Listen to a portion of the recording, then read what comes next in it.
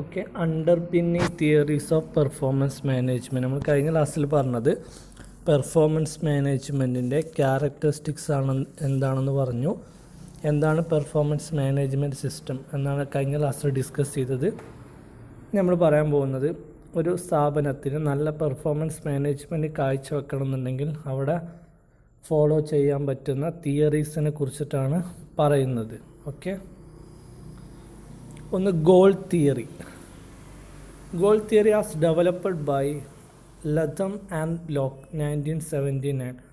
1979 Latham and Locke എന്ന് പറഞ്ഞിട്ടുള്ള ആളാണ് എന്ത് ഡെവലപ്പ് ചെയ്തത്? ഗോൾ തിയറി ഡെവലപ്പ് ചെയ്തത്. The direct attention to priorities. അവർ കൂടുതൽ അറ്റൻഷൻ കൊടുത്ത് എന്തിനു വേണ്ടിയിട്ടാണ്? പ്രയോറിറ്റീസിന് അറ്റൻഷൻ കൊടുത്തു. ദ സ്റ്റിമുലേറ്റ് എഫേർട്ട് എംപ്ലോയീസ് എടുക്കുന്ന എഫേർട്ടിനെ സ്റ്റിമുലേറ്റ് ചെയ്യാൻ തീരുമാനിച്ചു. അതുപോലെ തന്നെ the challenge people to bring their knowledge and skill to bear increase their chance of success. എംപ്ലോയീസിന് നോളേജും സ്കില്ലും ചലഞ്ചബിൾ ആകുമ്പോഴാണ്, അല്ലെങ്കിൽ അത് കൂടുതൽ എന്താ പറയുക, അവരെ ഉപയോഗിക്കുമ്പോഴാണ് എന്താവുള്ളൂ, കൂടുതൽ സക്സസ് ക്രിയേറ്റ് ചെയ്യാൻ കഴിയുള്ളൂ.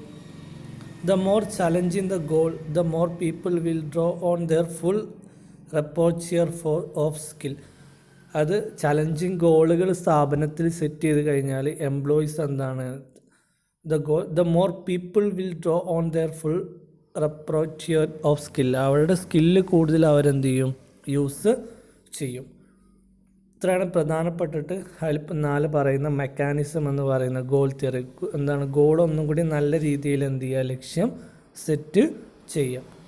അപ്പോൾ ചലഞ്ചിങ് ഗോളാവുമ്പോൾ എംപ്ലോയീസ് എന്ത് ചെയ്യും? ഒന്നുകൂടി നന്നായിട്ട് വർക്ക് ചെയ്യും. This theory underpins the emphasis in performance management on setting and agreeing objectives against which performance can be measured and managed. Setting agreeing objective against which performance can be measured. നല്ല goal set ചെയ്തിട്ട് അതിനനുസരിച്ച് എന്ത് ചെയ്യുക? Performance evaluate ചെയ്യുക. It state that specific and challenging goals, specific ആയിട്ടുള്ള അല്ലെങ്കിൽ challenging goals എന്ത് ചെയ്യുക? സെറ്റ് ചെയ്യുക. Along with appropriate feedback. അതിൻ്റെ കൂടെ എന്തും കൂടി വേണം? നല്ല ചലഞ്ചിങ് ഗോളിൻ്റെ കൂടെ തന്നെ അപ്രോപ്രിയേറ്റ് ഫീഡ്ബാക്ക് കൂടി വേണം. Feedback contribute to higher and better task performance. അതിലൂടെ എന്ത് ചെയ്യും? നല്ല ഗോൾ സെറ്റിങ്ങിലൂടെ നല്ല ഹയർ ആയിട്ടുള്ള അല്ലെങ്കിൽ ബെറ്റർ ആയിട്ടുള്ള ടാസ്ക് പെർഫോമൻസ് ഇതിലൂടെ കാഴ്ചവെക്കാൻ കഴിയും. ചലഞ്ചിങ് ഗോളിലൂടെ കാഴ്ചവെക്കാൻ കഴിയും. Goal setting is essentially linked to task performance. അപ്പോൾ ഈ തിയറിയിൽ, ഗോൾ തിയറിയിൽ പറയുന്നത് നമ്മുടെ സ്ഥാപനത്തിൻ്റെ ഗോൾ സെറ്റിങ് അല്ലെങ്കിൽ ഒബ്ജക്റ്റീവ് സെറ്റ് ചെയ്യുന്നത് എന്തുമായിട്ട് ഡയറക്റ്റ് ലിങ്ക് ചെയ്തിട്ടുണ്ട്? പെർഫോമൻസ് മാനേജ്മെൻറ്റുമായിട്ട് അല്ലെങ്കിൽ ടാസ്ക് പെർഫോമൻസുമായിട്ട് നല്ല ലിങ്ക് ഉണ്ട്. അപ്പം നല്ല ചലഞ്ചിങ് ആയിട്ടുള്ള അല്ലെങ്കിൽ ഗോളുകൾ സെറ്റ് ചെയ്യുന്നത് എന്തിനെ ഇൻക്രീസ് ചെയ്യാൻ സഹായിക്കുന്നുണ്ട്? പെർഫോമൻസ് ഇൻക്രീസ് ചെയ്യാൻ സഹായിക്കും. അതാണ് ഗോൾ തിയറിയിൽ പറയുന്നത്.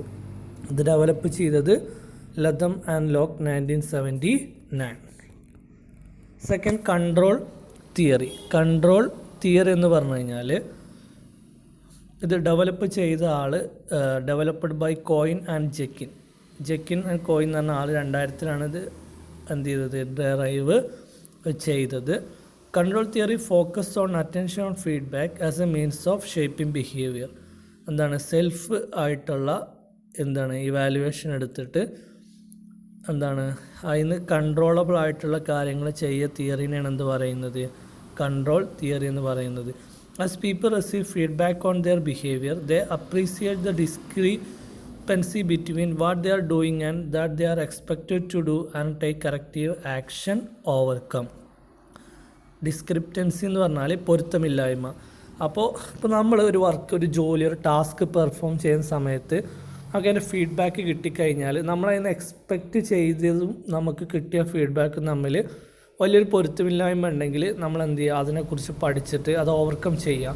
അതാണ് ഇതിൽ പറയുന്നത്, കൺട്രോൾ തിയറിയിൽ പറയുന്നത്. People receive feedback on their behaviour they appreciate the discrepancy between. എന്താണ് ഡിസ്ക്രിപ്റ്റൻസി എന്ന് പറഞ്ഞാൽ? പൊരുത്തമില്ല between what they are doing, അവരെന്താണോ ചെയ്തത്, ആൻഡ് ദേ ആർ എക്സ്പെക്റ്റഡ്, അവരെന്താണോ അതിൽ നിന്ന് എക്സ്പെക്റ്റ് ചെയ്തത്, to do and take corrective action overcome. അപ്പോൾ അവർ എക്സ്പെക്റ്റ് ചെയ്ത് അവിടേക്ക് എത്തിയിട്ടില്ലെങ്കിൽ എന്ത് ചെയ്യുക, അവർ കറക്റ്റീവ് ആക്ഷൻസ് എടുക്കുക, അത് ഫീഡ്ബാക്ക് ഓവർകം ചെയ്യാൻ വേണ്ടിയിട്ട്. It's feedback is recognised as a crucial part of performance management process. പിന്നെ social cognitive theory. Social cognitive theory എന്താണ്? ബന്ദൂരാൻ 1986 എന്ത് ഡെവലപ്പ് ചെയ്തത്? സോഷ്യൽ കൊഗ്നിറ്റീവ് തിയറി ഡെവലപ്പ് ചെയ്തത്. It is based on his central concept of self efficiency. Self എഫിഷ്യൻസിനെ base ചെയ്തുകൊണ്ടാണ് എന്ത് ഡെവലപ്പായിട്ടുള്ളത്?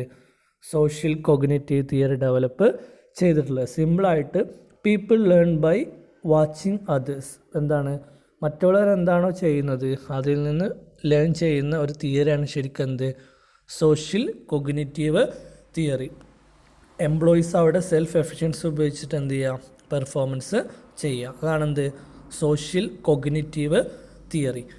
This suggests that what people believe that they can or cannot do powerfully impact on their performance. ഒരു എംപ്ലോയിക്ക് ഒരു പീപ്പിളിനെ അറിയാൻ കഴിയും, അയാൾക്ക് എന്തൊക്കെ കഴിവുണ്ട്, എന്തൊക്കെ അയാൾക്ക് ചെയ്യാൻ കഴിയും, എന്തൊക്കെ അയാൾക്ക് ചെയ്യാൻ കഴിയില്ല എന്നുള്ള കൃത്യമായിട്ട് അയാൾക്കൊരു സെൽഫ് ബിലീവ്നെസ് ഉണ്ടാവും, വിശ്വാസം ഉണ്ടാവും. അപ്പോൾ അതിനനുസരിച്ചിട്ട് എന്ത് ചെയ്യുക, അത് എന്തിനെ ബാധിക്കും? അയാളുടെ പെർഫോമൻസിനെ ബാധിക്കും. ആ തിയറിയാണ് എന്ത്? Social cognitive theory. Developing and strengthening positive self-belief in employee is therefore an important performance management objective. അപ്പോൾ അതുകൊണ്ട് തന്നെ ഒരു എംപ്ലോയിക്ക് അയാളുടെ കഴിവുകൾ എന്താണ് കൃത്യമായിട്ട് ആ പെർഫോമൻസിനെ ബാധിക്കും എന്ന് പറഞ്ഞു. അതുകൊണ്ട് തന്നെ എംപ്ലോയീസിൻ്റെ ബിലീഫ്, അവർ സ്വയം സെൽഫ് എഫിഷ്യൻസി ഇമ്പ്രൂവ് ചെയ്യാൻ, പോസിറ്റീവ് ആക്കാൻ വേണ്ടി സ്ഥാപനം എന്ത് ചെയ്യുക, എപ്പോഴും ശ്രമിച്ചുകൊണ്ടിരിക്കുക. അതാണ് സോഷ്യൽ കൊഗ്നിറ്റീവ് തിയറി. പിന്നെ വരുന്നതാണ് റീ എൻഫോഴ്സ്മെൻറ്റ് തിയറി. എന്താ നമുക്ക് റീ എൻഫോഴ്സ്മെൻറ്റ് ചെയ്യുക? It was developed by Hull എന്ന് പറഞ്ഞ ശാസ്ത്രജ്ഞനാണ് എന്ത് ഡെവലപ്പ് ചെയ്തത്? Reinforcement theory. ഇവിടെ 1951. State the success in achieving goals and rewards act as positive incentives and reinforce the successful behaviour which is repeated the next time the similar need arises. Positive feedback therefore provide positive reinforcement. അപ്പോൾ employees നന്നായിട്ട് work ചെയ്യുന്ന ആളുകൾക്ക് എന്ത് ചെയ്യുക? Reward കൊടുക്കുക. റിവാർഡും പെർഫോമൻസും തമ്മിൽ എന്തുണ്ട്? ഇൻ്റർ ലിങ്കഡാണ്. ഒരാൾക്ക് റിവാർഡ് കൊടുക്കുമ്പോൾ ആൾ പെർഫോമൻസ് ഓട്ടോമാറ്റിക്കലി എന്തായിട്ട് മാറും? ഡെവലപ്പ് ആകും. അതാണ് റീഎൻഫോഴ്സ്മെൻറ്റ് തിയറി എന്ന് പറയുന്നത്. പിന്നെ വരുന്നതാണ് റൂംസിൻ്റെ expectancy theory. Another key motivation theory underpinning performance management deal with the importance of expectation. നമ്മൾ എക്സ്പെക്റ്റ് ചെയ്യുന്ന കാര്യങ്ങൾ ബേസ് ചെയ്തിട്ടുള്ള തിയറിയാണ് അത് expectancy theory. This theory was originally formatted by Vroom. What he called the valency instrumentally expectancy. Valency means values. Valency stand for value, instrumentally stand for the believe. Valency എന്ന് പറഞ്ഞാൽ value, instrumentality എന്ന് പറഞ്ഞു കഴിഞ്ഞാൽ belief, വിശ്വാസം. That if we do one thing it will lead to another and expectancy is belief in the probability that cash and effort will lead to an outcome. നമ്മളൊരു കാര്യം ചെയ്യുമ്പോൾ അത് വേറൊന്നിലേക്ക് എന്ത് ചെയ്യും? നമ്മളെ ലീഡ് ചെയ്യും. അങ്ങനെ ഒരു സക്സസ്സിലേക്ക്, ഒരു സക്സസ് ഔട്ട്കമ്മിലേക്ക് ലീഡ് ചെയ്യുന്ന തിയറിയാണ് എന്ത്? Expectancy theory.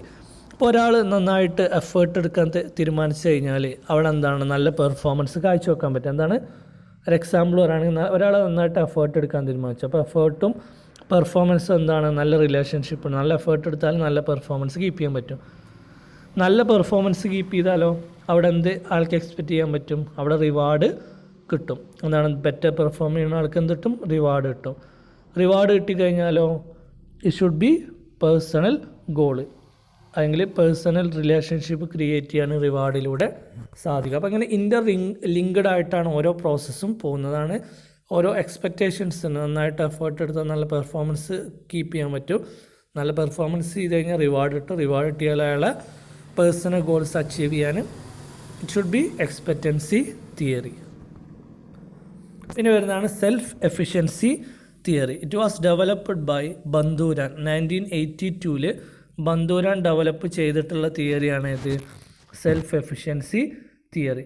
Self efficiency theory as developed by Bandura 1982 indicate Self-motivation will be directly linked to the self-belief of individuals that they will be able to accomplish certain tasks, achieve certain goals or learn certain thing.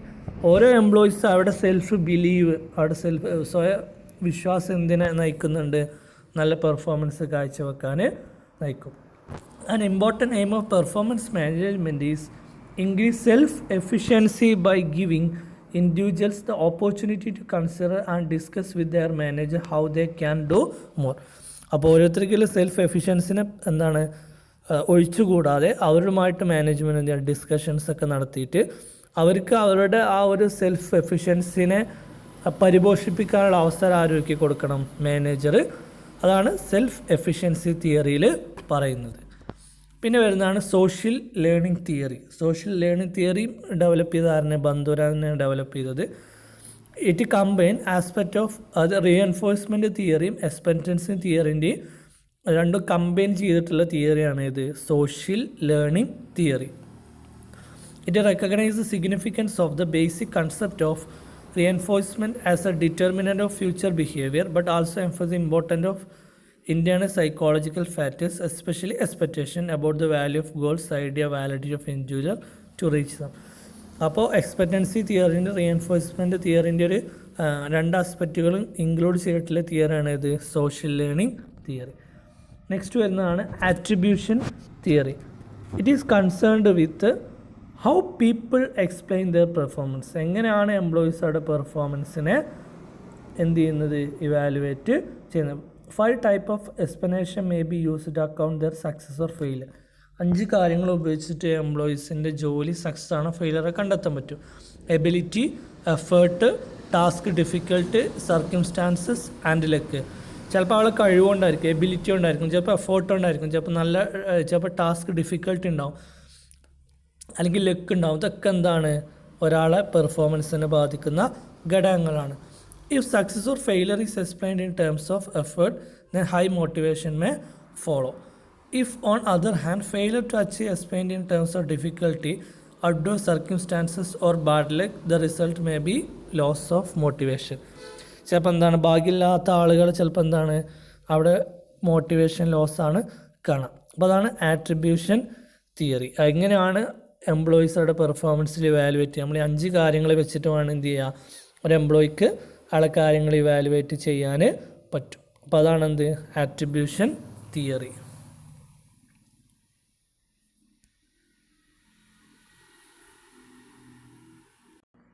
പിന്നെ വരുന്നതാണ് Maslow hierarchy of needs. നമ്മൾ first sem മുതൽ നമ്മൾ പഠിച്ചു പോരുന്ന സാധനമാണ് Maslow need hierarchy need. അതായത് നമ്മളതിൻ്റെ പിരമിഡ് കൃത്യമായിട്ട് നമ്മൾ പഠിച്ചിട്ടുണ്ട്.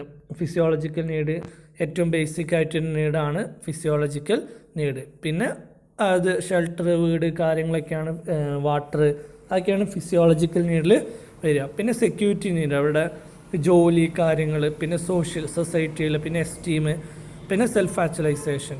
ഇത്രയും കാര്യങ്ങൾ വരുന്ന നീഡിനാണ് എന്താ പറയുക തിയറിയാണ്. ഈ 5 കാര്യങ്ങളാണ്, ഈ 4 കാര്യങ്ങളാണ് ഒരാൾക്ക് എന്ത് ചെയ്യേണ്ടത്.